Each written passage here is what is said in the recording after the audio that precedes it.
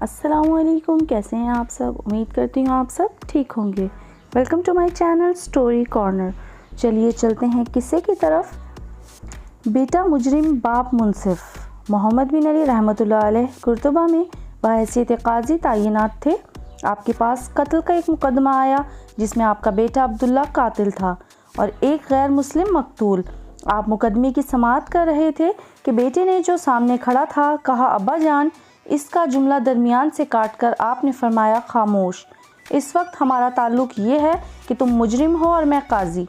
مقدمے کی کارروائی مکمل ہونے پر قاضی محمد بن علی نے فیصلہ سناتے ہوئے کہا، عبداللہ کو قتل کر دیا جائے کیونکہ اس نے ناحق ایک انسان کا خون بہایا ہے۔